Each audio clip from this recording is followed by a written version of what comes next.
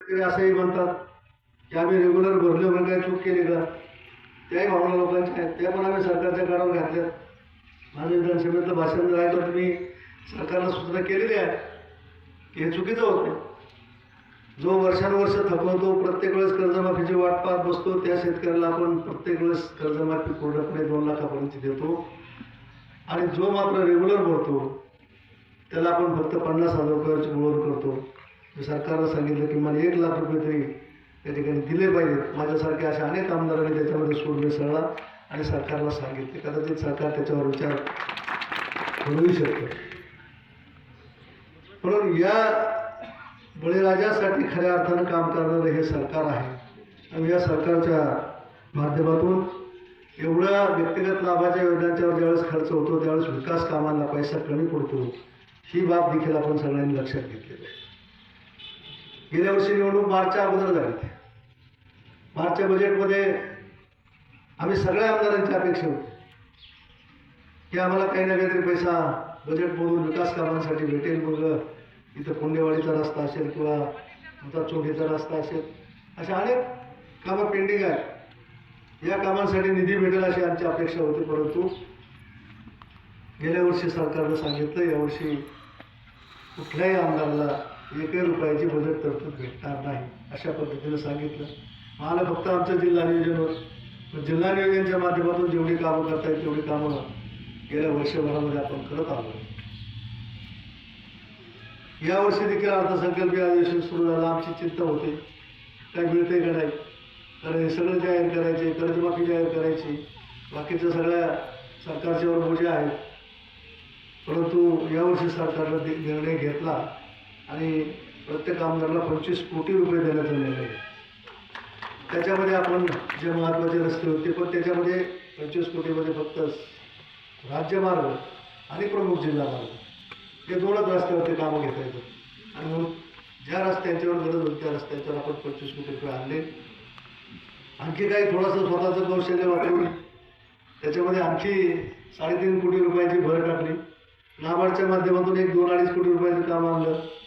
आणि मला माहीत आहे राजकारण करत असताना किंवा काम करत असताना कोणाचा उपयोग कुठं. आपला तालुका भाग्यवान आहे, नशिबाने की आपल्या तालुक्यात 2 समाजसुधारक आहेत. एक सन्माननीय आपले आदरस्थान अण्णासाहेब भादारे आहेत, त्यांची एखादी शिफारस दिली की त्यांचं एखादं काम आम्हाला मंजूर करून घेता येतं. मग त्यांच्या शिफारसीने 10 कोटीचं काम या मतदारसंघामध्ये आणलं. पोपटराव पवारांनी सुद्धा शिफारस केलेली आहे. तुम्ही छापू नका. पोपटराव पवारांनी सुद्धा शिफारस केलेली आहे. ते सुद्धा मी परवाच आपले ग्रामविकास मंत्री जे जयकुमार गोरे आहेत त्यांना म्हणलं, हो अण्णासाहेबांच्या शिफारशीवर आम्हाला 1 कोटी रुपये मिळाले, पोपटराव पवारांच्या शिफारशीवर काय झालं ते म्हणजे मी देणार. आणि मग त्यांच्याच गावाच्या रस्त्याला दैट्य उंजळ ते हिवरेपाडा, आपलं त्या रस्त्याला हिवरेपाडा नाही का, हिवरे बाजार, त्या रस्त्याला खूप दुरावस्था झाली. तर त्या रस्त्यासाठी सुद्धा त्यांच्या माध्यमातून आपण पैसा आणणार आहोत. आणि मग हे जे कला आहे ती कला अनेक नेत्यांच्याबरोबर काम केल्यामुळे ही मला अवगत झालेली आहे. तुम्हाला सगळ्यांना माहीत आहे की कोणाकोणाबरोबर काम केलं, काय केलं. आणि म्हणून या कला वापरून जेवढा जास्तीत जास्त निधी या मतदारसंघामध्ये आणता येईल तेवढा आणण्याचा प्रयत्न आपण या ठिकाणी करू. विधानसभेची निवडणूक झाली. मी पहिल्याच जिथं जिथं बोलायला सुरुवात केली तिथं तिथं मी या ज्या पठार भागाच्या 4 योजना आहेत त्या योजनांचा उल्लेख करायला सुरुवात केली. त्याचं कारण मला 100% खात्री वाटली की आपल्या जिल्ह्याचे पालकमंत्री आदरणीय राधाकृष्ण विखे साहेबांच्याकडे जलसंपदा खाता आले. आणि जर आपल्या माणसाला जलसंपदा खाता आले तर या योजना आपण मार्गी लावू शकतो असा विश्वास निर्माण झाल्यामुळं आपण ती चर्चा चालू केली. भीती होती ही चर्चा करत असताना याला शासन पातळीवर प्रतिसाद मिळेल की नाही, परंतु विखे साहेबांनी चांगला प्रतिसाद दिला. आणि आत्तापर्यंत जी वाटचाल आहे त्या वाटचालीमध्ये आपण त्या योजनांचं आज सर्वेक्षणांचं परत काम आहे. 4 योजना कोणत्या होत्या? एक पिंपळावर टाकांवर फाटा, दुसरी पुणेवाडी पारनेर, तिसरी राळेगण सिद्धी आणि चौथी तिकडं पलीकडं जातेगाव नारायणगाव. अशा 4 योजना त्या फार पूर्वी प्रस्तावित केल्या. जसं उल्लेख केला गायकवाड साहेबांनी की बाळासाहेब विखेंची इथं पाणी परिषद झाली होती 30 वर्षापूर्वी. त्याच्यानंतर परत 10 वर्षांनी एक पाणी परिषद झाली होती. मला ते बैल बांधलेलं पाहिजे आहे पिंपरी पठारला, बरोबर आहे.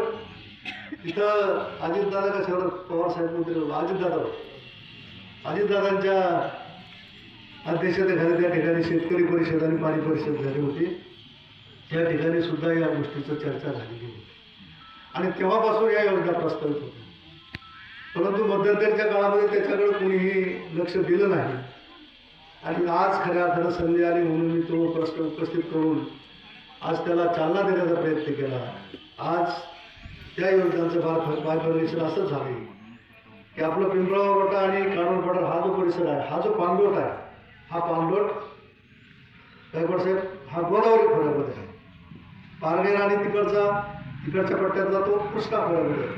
आपल्या तिन्ही योजना कुठं प्रस्तावित केल्या चारही कृष्णा खोऱ्यामध्ये.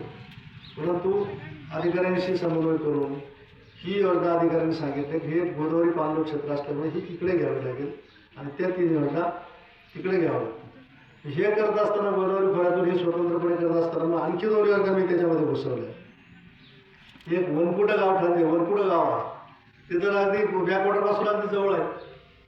वनकुट या गावाचं जे काही पाझर तलाव आहेत ते भरून घेण्यासाठी त्यांची एक योजना प्रस्तावित केली.